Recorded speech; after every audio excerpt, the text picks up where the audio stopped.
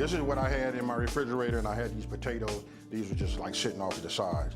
So listen, you can see that I got different size potatoes. You know, you got some small, some big. It's up to you. I'm gonna be using a cast iron skillet. This is the 12-inch, you know, with a lid on top. So it depends on how many people you serving, you know, how much you want to do one or the other. That's really up to you. But listen, we're gonna start with potatoes. And I'm gonna cheat it. I'm gonna go ahead and use this right here, my French fry cutter. Look. So look, I'm gonna show you how I'm gonna cheat that. Once I get them out in they French fry size, then I'm gonna take them and I'm gonna cut them and I'm gonna cube them. You know what? We just trying to make everything super easy. Now you can peel these and cut them and then cube them and, you know, slice them, you know, how you want to do it. That's up to you, but I'm gonna go ahead and just expedite it using this. Now, I'm gonna show you, look, I got 3 eggs. But listen, there's 3 of us gonna eat off of this, so I'm gonna put the eggs on there. I'm gonna show you guys, that's up to you. You can put, and there's 12 inch, you can probably put 6 eggs in there, but I'm gonna do 3. We got an onion right here. Then we got the bell peppers. You can see the colors, red, yellow, and orange.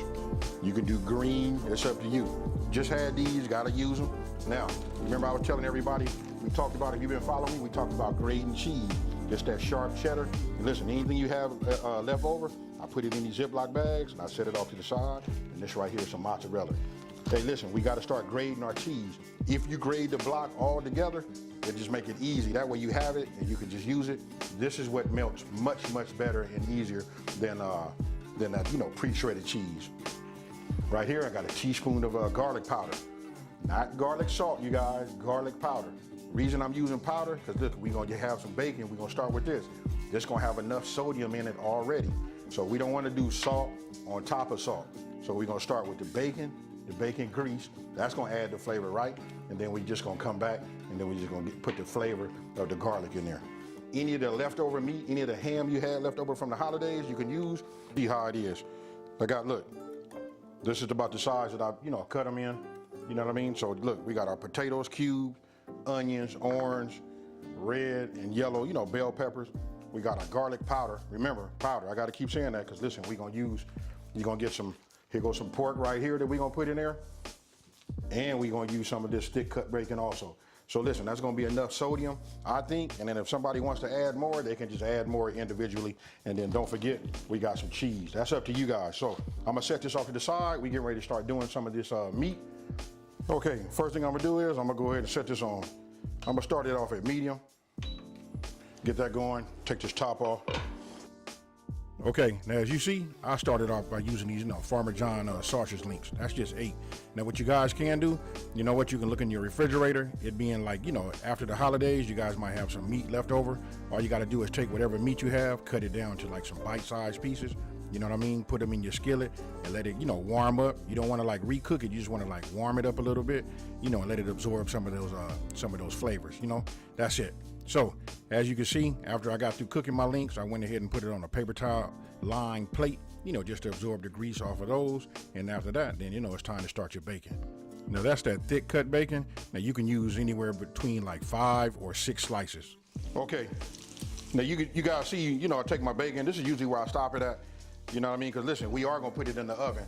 And so, matter of fact, I'm going to just say this right now. Now would be a good time to go ahead and preheat your oven to 400 degrees. And that'll be for the eggs. But we're going to go ahead and bring it up to temp because the rest of everything is just going to go by so fast. So I'm going to take these off.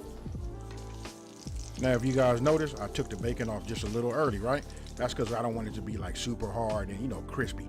So then what I did was I took my potatoes, put them in that strainer, rinsed them, and let them sit over the sink so that they can, you know, drip dry, get most of the moisture off of them that we can. After that, then you want to just go ahead, as you see right there, just get your veggies and just go ahead and put them in there, you know what I mean, and just work them around. Because what we want to do is we want to get them, you know, we want to get them started first, and we want to get them coated with all of that bacon and sausage flavor. So you just want to move it around so everything is completely coated. Now, after about 3 minutes, right?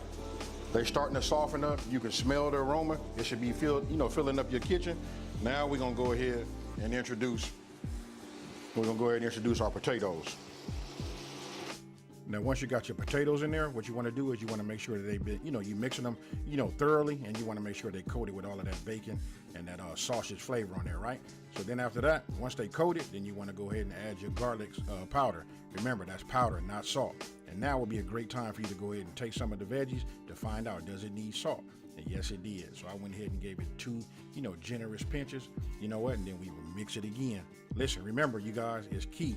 You got to taste in stages. This ensures that you guys are going to come up with like a great tasting product, with your final results. So then I went ahead and just cooked it for about 7 to 8 minutes. And you just want to like monitor and make sure you don't turn your potatoes into mush. And then after that, you still wanted to have some type of texture. So then you saw me add the meat to it, and then I check it with a fork. I liked everything. I put the top back on, and I decided just to cook it maybe, just a couple of more minutes. And then it should just be, right, real perfect. Now, after that's done, listen, I'm gonna show you guys a trick. Go ahead, stir it up. And then what I did was I went and got myself a scoop, or a ladle, you know what I mean? And just go ahead and make yourself some indentations. No matter how many eggs you have, that's how many indentations you make. Seeing how I had 3, so I just used 3. And then you just want to go ahead and crack your eggs and then lay them right there in those indentations. Hey, super easy. Hey, the heat from the skillet and all of that, and the potato is going to cook it from the bottom, and we're going to put it in the oven uncovered, and it's going to be like magic. Now you guys can see what it looks like. This was exactly 10 minutes. Now, I took it out like that, because everybody not gonna like their eggs like that. What I'm gonna do is, I'm getting ready to add some, some cheese onto it. It's up to you guys, how you guys wanna do it. I'm gonna just stick it back in just for 1 minute. Now, I'm going back in the oven just for 1 minute, you guys, but that's what it looks like, and we're gonna go from there.